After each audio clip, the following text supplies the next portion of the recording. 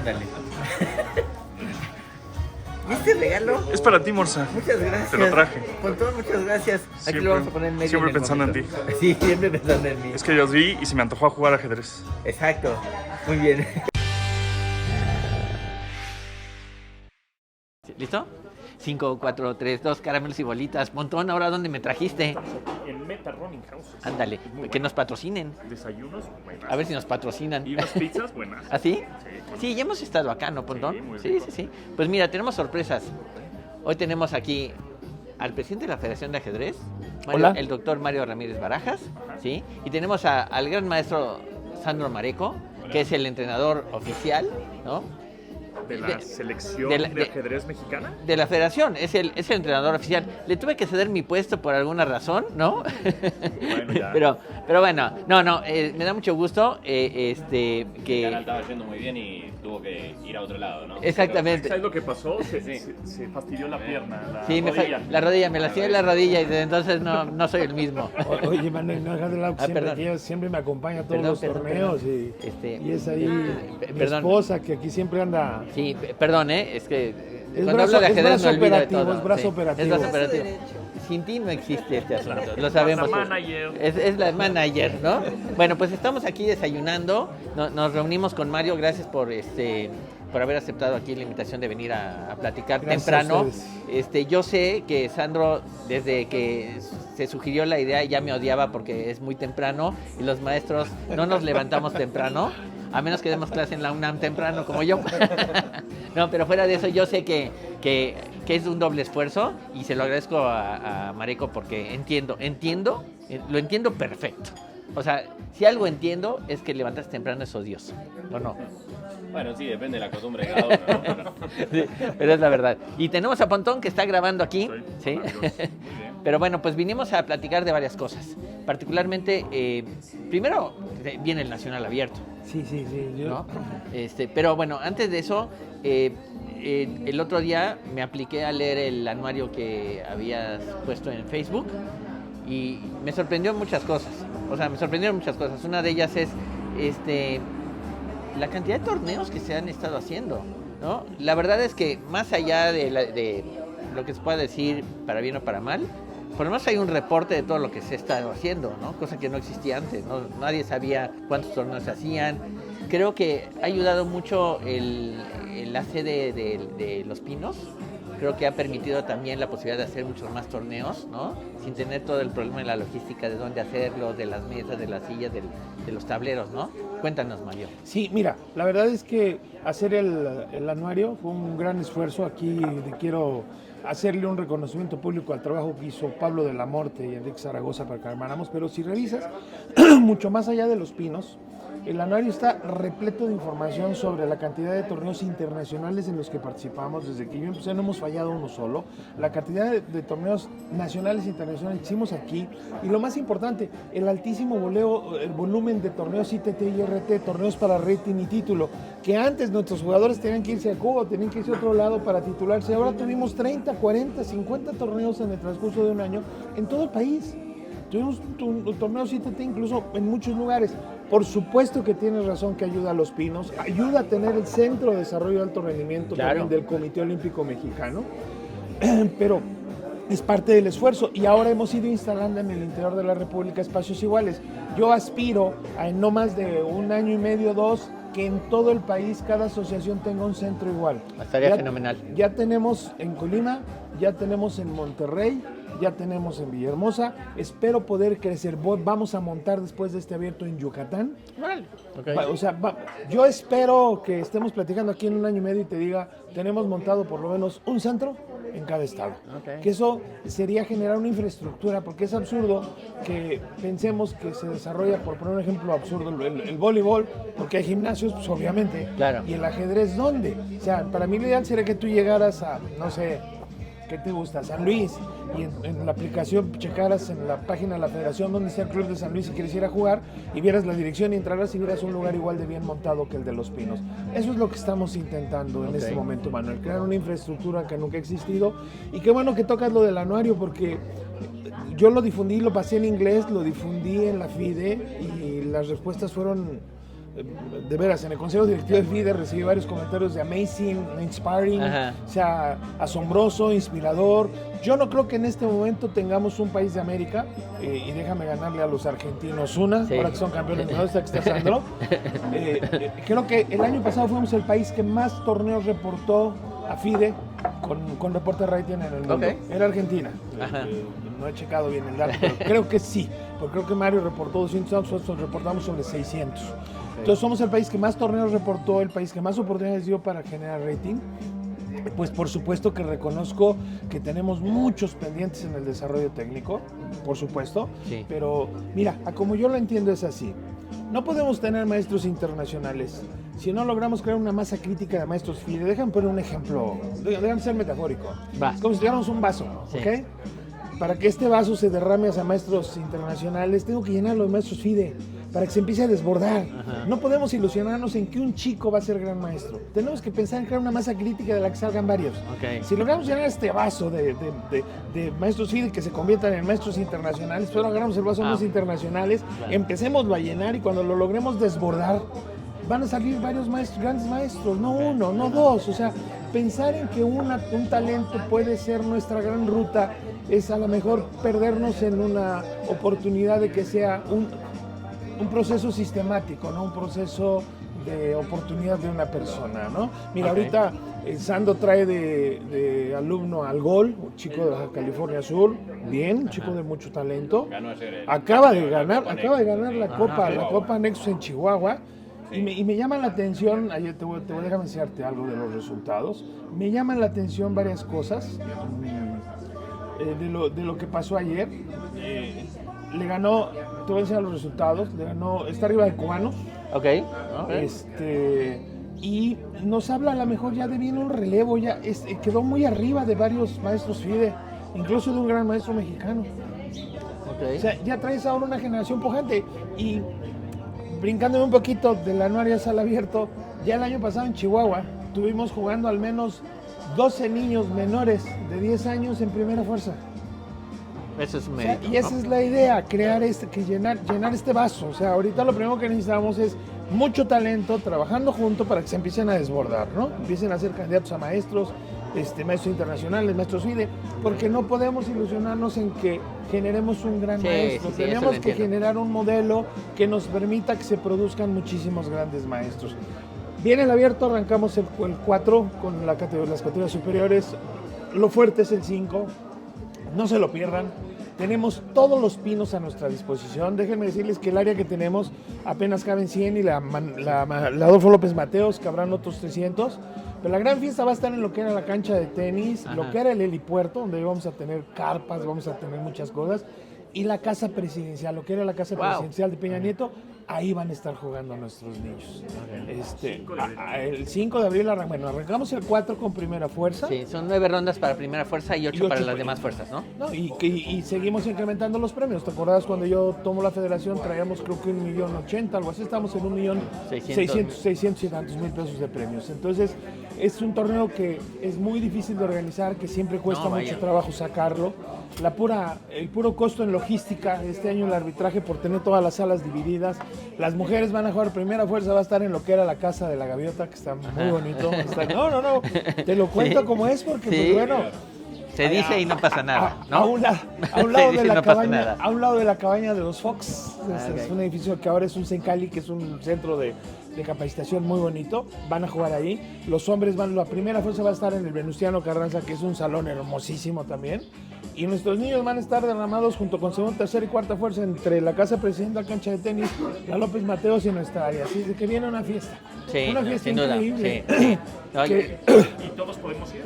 No todos pueden, por favor vayan, no se la pierdan. O sea, Ok. no pueden, no se la pierdan, es la fiesta del ajedrez nacional. Además, Deben ir. ¿se hace el congreso de la FIDE aquí? No, qué buen comentario.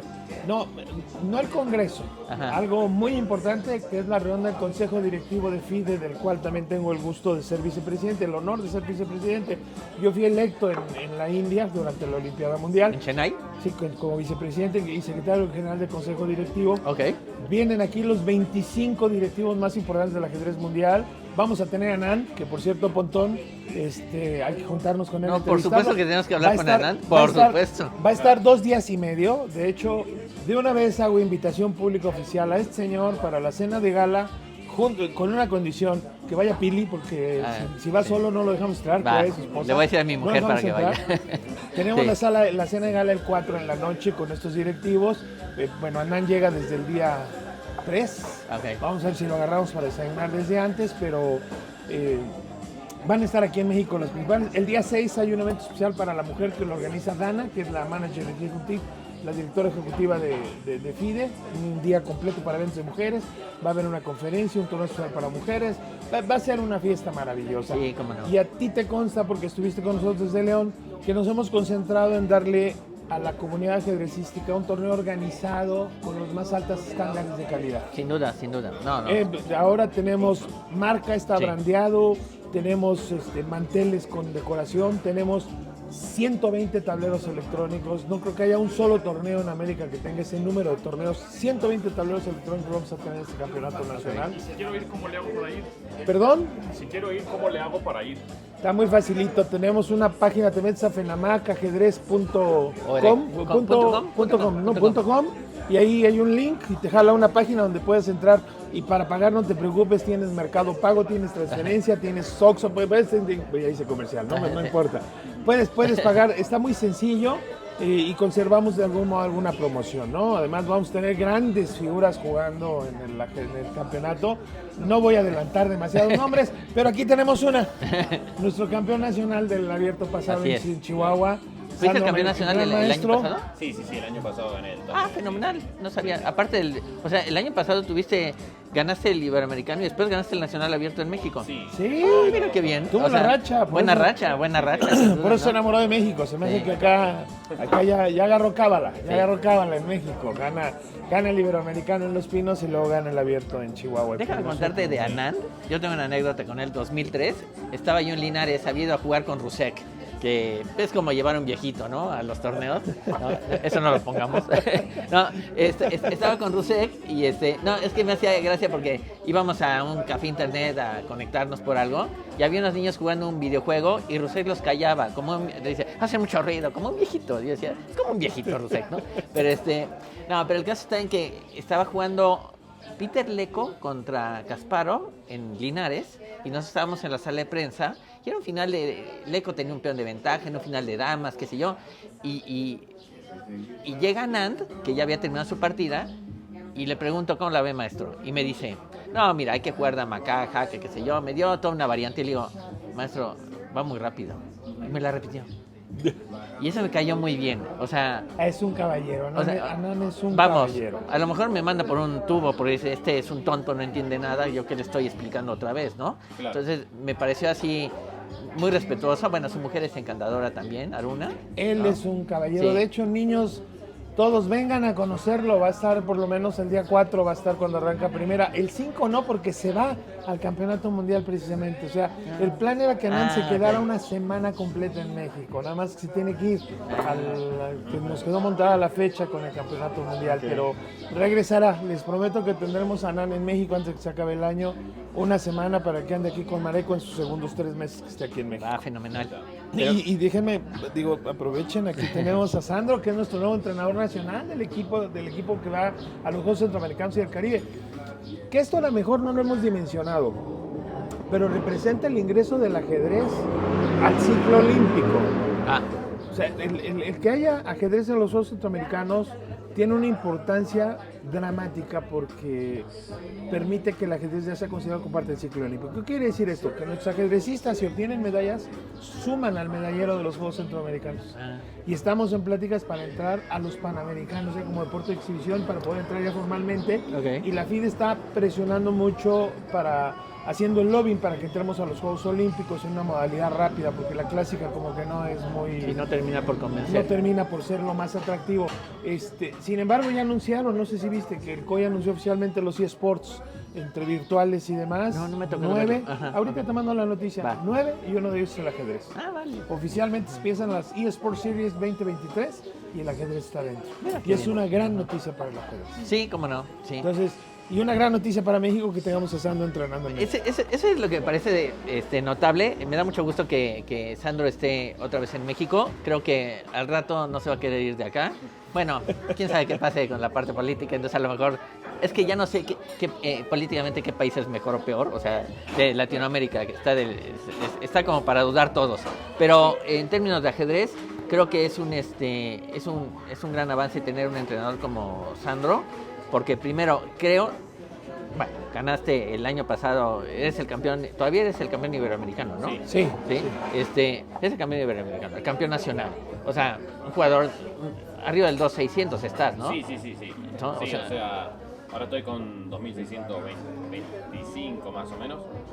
Pero bueno, el máximo que tuve fue 2666. Pero el año pasado incluso estaba en 2657, pero tuve un torneo malo donde bajé ranking.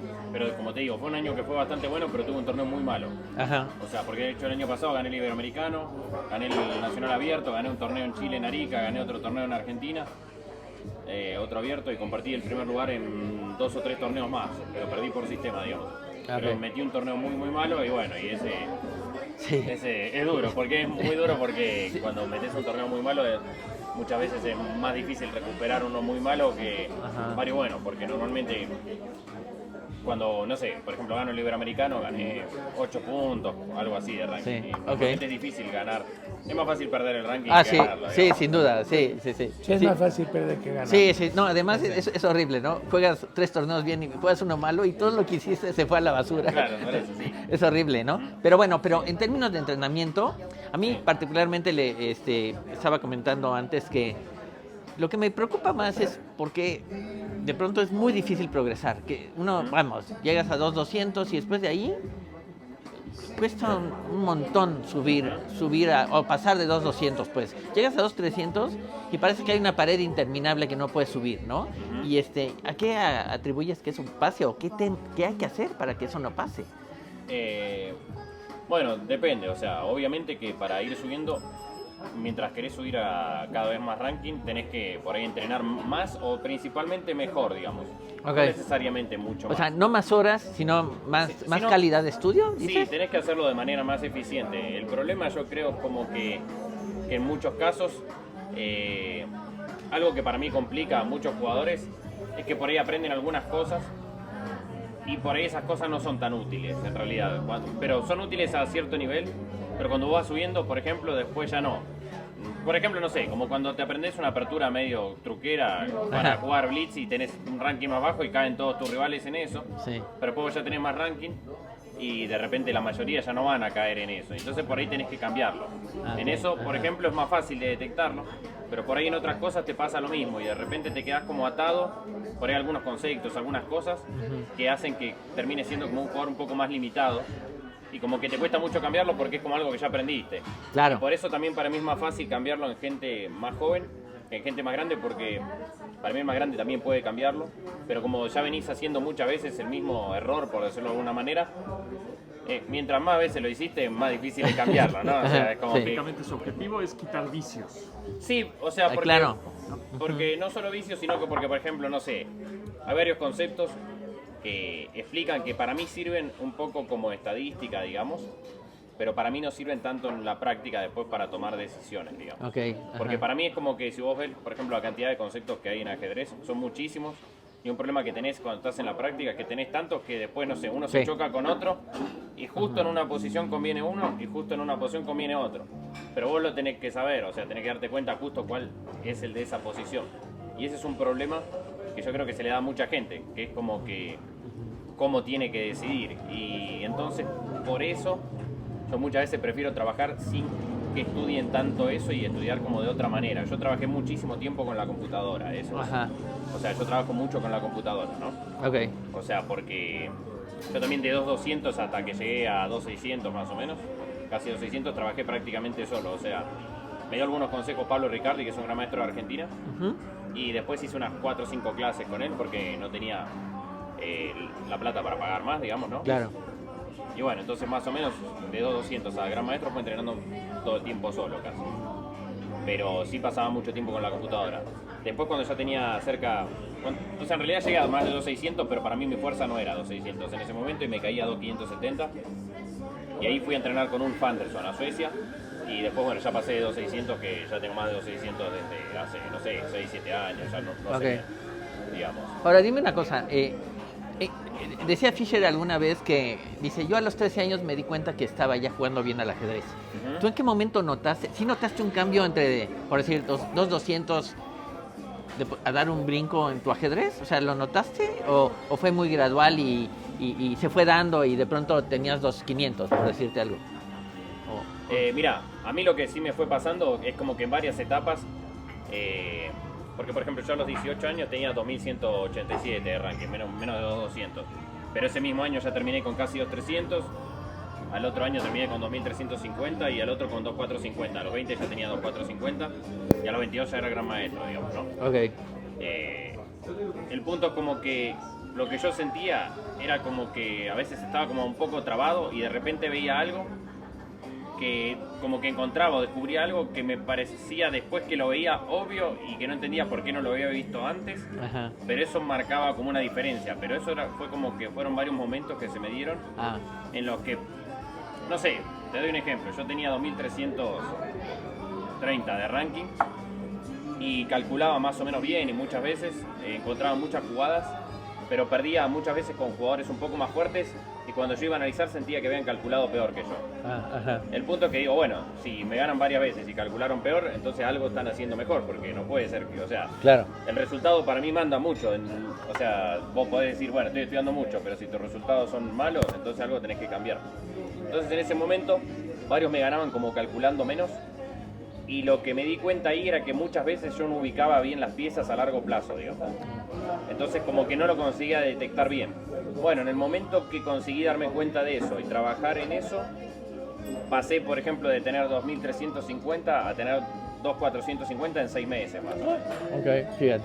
O sea, pero fue como que pero tardé por ahí bastante tiempo hasta darme cuenta de eso, digamos, ¿no? O sea, pequeñas epifanías. Pero es como brincos, ¿no? O sea, sí. son brincos realmente, pero ¿no? fue gracias a encontrar como esos detalles. Por eso digo que me gusta mucho cómo trabaja él en el entrenamiento, porque lo trabaja sobre la comprensión de la posición, sobre la comprensión de tus debilidades o sobre tus fortalezas. Y esto que él dice de que, bueno, cuando me di cuenta que calculaban menos y me ganaban, algo estaban haciendo. Y entonces dice, bueno, ahí me doy cuenta que lo que pasa es que no veo a largo plazo cómo colocar las piezas, corrijo y se dispara mi rating. Bueno, es una epifanía que ahora suena fácil, como él lo platica, sí, ahora es fácil, claro. Pero fue un proceso muy difícil que lo descubriera, ¿no? Claro, sí, así me pasó en varias etapas, digamos. Ajá, ok. O sea, después, por ejemplo, estaba en 2570 y fui a entrenar varias veces con Ulf Andersson. Y él en realidad no es exactamente entrenador, porque él ha dado algunas clases y eso, pero no es entrenador. Entonces lo que hacíamos era analizar muchas horas juntos. Okay. Por ahí, o sea, las veces que yo iba, por ahí estábamos 6, 7, 8, 9 horas analizando varios días seguidos, digamos, ¿no? Okay. Entonces yo lo que trataba de ver era que en varias posiciones yo sentía que él las entendía mejor. El punto es como que él es como muy bueno como jugador, pero también como persona, y es como muy amable. Sí, es súper amable, sí. Entonces eso es bueno, pero no es tan bueno a veces cuando vas a entrenar, porque yo le decía, ¿qué hago mal? O lo que sea, me decía, no, pero vos jugás bien, haces bien. Y digo, no, pero decime una mala, ¿no? Y me decía, no, pero está bien. Y digo, no, así no. Entonces me decía todas cosas buenas, digamos. Ajá, ¿no? claro. Pero entonces lo que traté de ver, dije, bueno, trataba de analizar muchas posiciones en las que yo veía que él era mejor. Y digo, bueno, ¿por qué es mejor? Y tratar de observar eso. Pero él no me lo decía, pero yo tenía que observar en base a una comparación, digamos. Bueno, aprendiendo, o sea, andando con lobos se aprende a aullar, ¿no? Claro. En cierta medida, ¿no? En general yo fui haciendo siempre eso, entonces como me acostumbré, pero eso por ahí me forzó la parte de no tener entrenador, digamos. Ajá. O sea, hacer eso. Entonces me acostumbré que, por ejemplo, no sé, perdía con alguien y digo, bueno, si pierdo, a ver qué hice mal y qué es lo que el otro hizo mejor, digamos. Y obviamente que algo que te pasa en el camino ese es que a veces pensás que hiciste algo mal y no es eso. que también perdés tiempo ahí, ¿no? Ajá, Entonces en ajá. eso también te ayuda un entrenador. Pero para mí una forma que utilicé en su momento para mejorar era una especie de comparación con los que eran cercanos a mí, pero eran un poco mejores.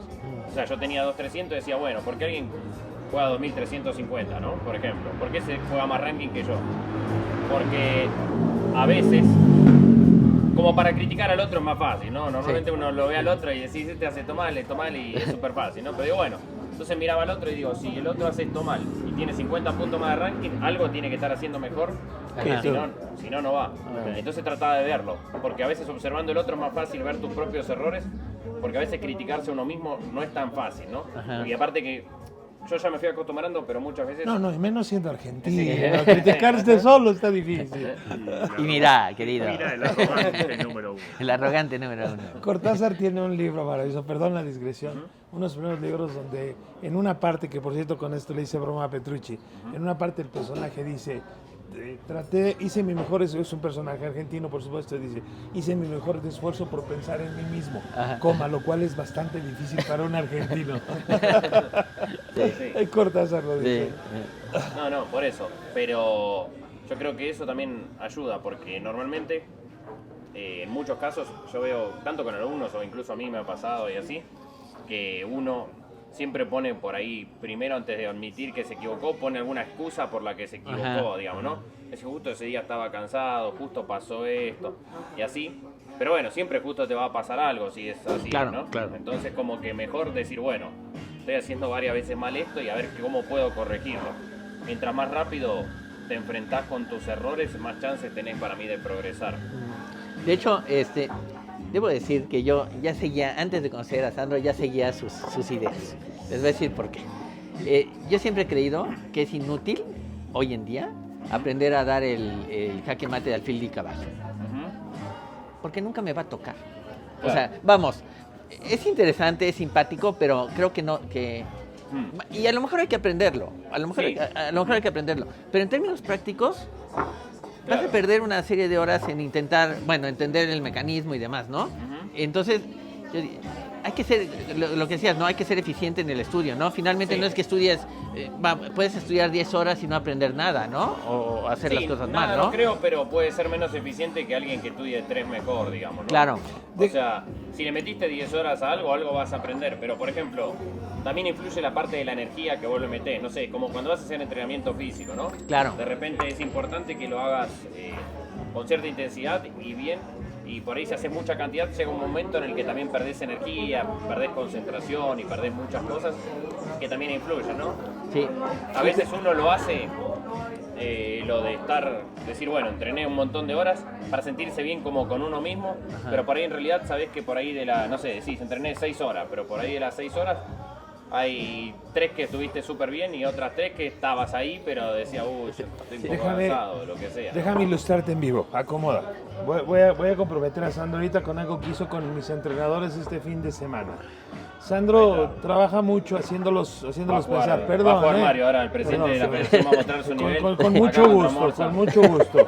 Y la Morsa no se puede atrever a ganarme porque No, menos por- en público. No, por supuesto que Tendríamos no. que hacer tablas a la tercera. Primero déjame darles algo. El tablero es histórico. No lo había sacado en años. Ajá. Este tablero en 99 tiene la firma de Kasparov y de don Mario Vázquez Raya. Ah, ok. Yo era director general de Educación Física y vicepresidente todos del Comité Mario, Olímpico al Mexicano. Sí, todos se llaman Mario. Sí, todos se llaman Entonces, Mario. y la verdad es que Para nunca lo estar he en el usado. presidente de algo, tenés que llamarte Mario. Pero déjame que te dé la sesión porque tú eres un estudioso de esto. Ayer presentó una novedad teórica de él en la Carocan. Ah, sí. A ver, platicarle. No, sí, no, lo que les estuve mostrando era como algunas formas de preparar, digamos, ¿no? Ok. No quiero que Entonces- quiero que te explique lo que Sí, sí, querías. sí, ¿Cómo, sí. cómo piensa una más? ¿Cómo entrena a alguien de Ok. su No, sí, nivel? lo que les estuve explicando a los entrenadores era algunas formas diferentes, por ejemplo, de preparar. Y bueno, tenés la forma de preparar, o sea, voy a dar un ejemplo más o menos simple, pero ponele, no sé, yo jugué 4, C6 de 4, ¿no? Ok. D5 de 5, y acá fue C5, ¿no? Ok. Caballo F3, peón por, dama por, y acá caballo C6, ¿no? Ajá. Y acá dama F4, esto hay bastante teoría. Y normalmente hay dos formas de jugar principales, que una es con E6 y otra con G6.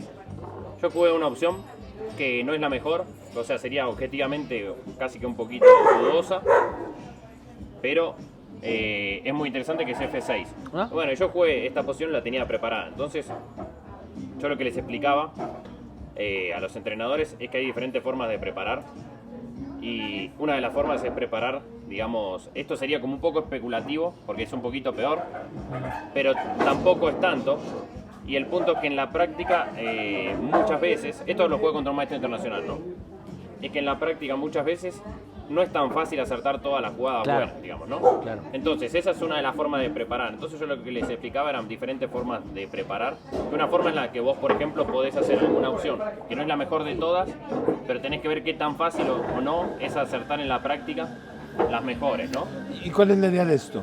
No, la idea es que quiero acá golpear acá, por ejemplo, el centro. A veces quiero jugar un G5, depende de la jugada que haga, porque, por ejemplo, no sé, acá tengo un G5, por ejemplo, y la Sí. posición Ajá. se hace súper caótica. Dama 4, G4, caballo y peón por ejemplo. Y acá hay sacrificios, hay un montón de cosas. Ajá, ok. El punto, No, pero esto si no lo has estudiado, Claro. encuentra las jugadas. Exacto, Claro, por es eso. lo que él dice, es el punto de él, ¿no? ese era uno, Que cuando una le de las enfrentas formas. algo, encuentra la jugada y lo sacas, ¿no? Claro, esta era una de las formas en las que puedes preparar. Después hay otras preparaciones en las que en realidad sí jugás, por ejemplo, más correcto, por decirlo de alguna manera. Una posición que no está mal ni nada, pero que lo que tratás de hacer es que tu rival no haga siempre el mismo plan, por ejemplo. Ah, Normalmente algo que les pasa a muchos jugadores es que hacen siempre el mismo plan en determinada variante, no sé si me explico. Entonces le cambiás algún pequeño detalle que ajá. haga que no pueda jugar exactamente el mismo plan, y eso también hace que baje la fuerza de él, porque a veces no se da cuenta lo que cambió Ajá, y ajá. juega igual. Ah, Por Y ok. de ejemplo. repente, bueno, por ejemplo, Ese F6 es muy sospechoso, ¿eh? ¿eh? Sí, es muy ¿No te sospechoso. gusta ahí? No, a mí tú me juegas F6 y yo lo pienso dos veces. Digo, está muy es muy Bueno, rara no sé, jugada. un ejemplo de Sí. eso, por ejemplo, es esto, ¿no? Que acá esto es un dragón acelerado normal, ¿no? Que llega la comida, todo. Sí, La novedad de la comida. Hay que distraer, ¿no? sí. Alfil, enroque, ¿Un roque? enroque. Ok, gracias. Y un ejemplo de esto sería que, bueno, acá hacen esta, ¿no? Dama, caballo por, alfil por. Esto es todo muy teórico, hay muchísimas Sí. partidas. Alfil C6 y F3, ¿no? Acá A5, acá B3 y acá caballo D7. Ok.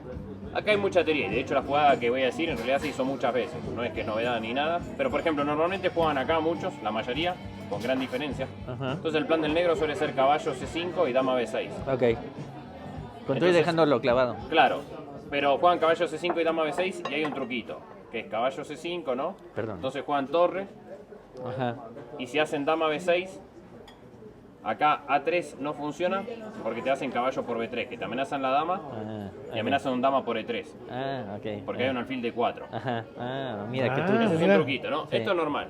Sí, ok. El punto es que estos es mucha teoría, entonces normalmente el negro juega dama acá y hace un plan de jugar torre acá, la dama acá y vuelve, ¿no? Ajá, ok. Y ese es el plan que hacen casi todos los jugadores de dragón acelerado, digamos acá. Ok. Pero el detalle es que, por ejemplo, bueno, ahora acá, en esta posición, yo varias veces jugué esta, que parece casi lo mismo, pero la diferencia es que, bueno... Es que ya no acá, existe el acá- dama por, ¿no? No, por eso sí, acá, Exacto. bueno, sería esta Ajá, posición, sí. digamos, la de A5. Sí, entonces, torre bueno, B1. O sea, hago torre B1, ¿no? Y ahora si me hacen dama B6, la diferencia Es que ahora el A3 funciona, porque Ajá. el caballo por B3 ya no tiene el dama por E3, digamos. Claro. Entonces eso es lo que yo digo, como que con un pequeño cambio, Ajá. a veces podés hacer unos grandes cambios en la posición. Obviamente esto se puede jugar de negras, pero no con caballo por B3. Sí, claro. Ujú. Pero hay otros planes. Pero básicamente acá el negro, en vez de jugar ese plan que hace automático acá, Ah. tiene que jugar otro. Ah, ok. Entonces, a veces, solo con eso vos ya le podés generar problemas. a Claro, muchos porque jugadores. él va a querer jugar. Lo mismo decía Les, que- les voy a lo que recoger ganaste. los trebejos para Sí. que desayunen, por Ahora favor. llegó el desayuno. Sí. Y es la última novedad. Esa es la novedad correcta. ¿Pero qué te pareció? Bueno, pues, yo les digo a mis estudiantes, les digo siempre, el ajedrez no se trata de jugadas, sino de ideas. No son las jugadas las que importan. O sea, las jugadas van y vienen, pero las ideas atrás de las jugadas son las que importan, ¿no? Sí, Y lo que decía Mario, que tienes que dar una clase de 1 hora y te quedas 3, a mí me pasa Sí, igual. sí. O sea, mi mujer, Sí, Pilar, no, me dice, no sabes, me dice Sandro. tengo un estudiante que se llama Franco, que es un tipo muy divertido, ¿no? Entonces, estamos estudiando, llega a las 11 de la mañana y son las 3 de la tarde y No se va. Y ya Pilar dice, ¿y cuándo piensas que vamos a comer, no? Sí, Así, llega la comida, todo. sí, y estamos nosotros así como diciendo, no.